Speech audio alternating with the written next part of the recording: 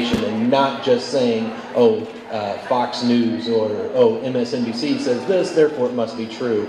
How important is that information in terms of capitalism and in terms of politics?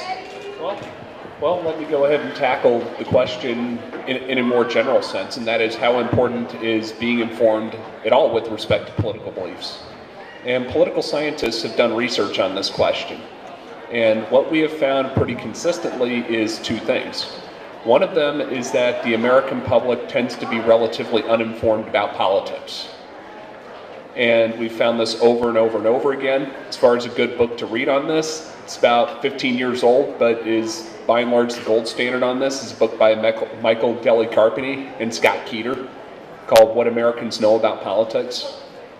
And what we find there is that Americans know not a lot as a group. The second question that comes from that is, okay, if Americans knew more, would that change what it is they believe? And largely we find that, yes, it would. As far as the direction of it, that's where there's considerable debate, and it's issue by issue with respect to the direction that the change would take.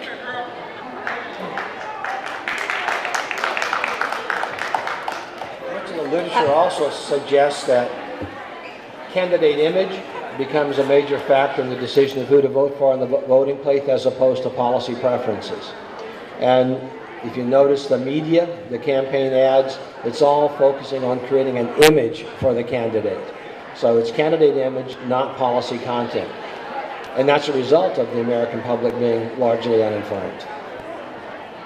Okay. All right, hold on just a second. I just want to talk about, you're talking about being informed and where the money goes and things like that.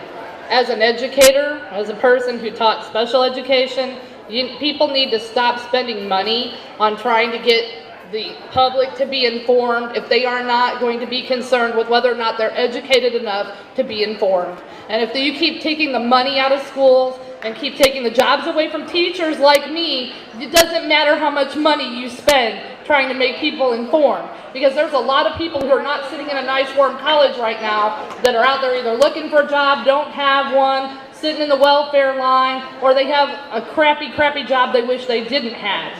Okay, so, you want people to care and not be apathetic and be informed.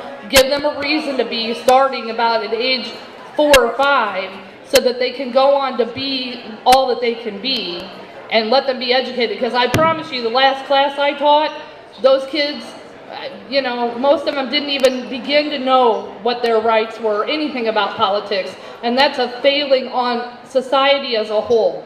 So when you want to talk about how important people are in capitalist society, you need to start focusing on what their problems are. If you really want it to work, personally, I have a big problem with that system. I think it's a failure of a system, and I don't think that it meets the needs of people, and I don't think that it meets the needs of people on their basic fundamental level.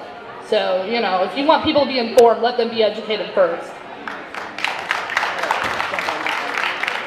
I want to piggyback off what Desiree is arguing and extend it to the higher education system. Not only are we doing a poor job with elementary and high school education, but we here at this university, like other universities across the United States, are failing in terms of educating our students for what they're going to experience once they leave these doors. So we definitely are dropping the ball in that case. So higher education itself needs to get its act together so that we can better prepare our students. And the fact that we are graduating students that can't find jobs is definitely a problem. I pulled up some numbers last night to get an idea of how many that was.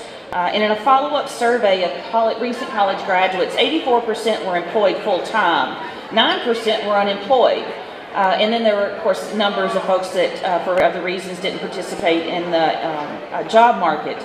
But, one of the problems that we have is that we're training students to go out and to pursue careers that are embedded in this unsustainable economic system that we're trying, again, to prop up, that's not going to be propped up. It has to be significantly reformed.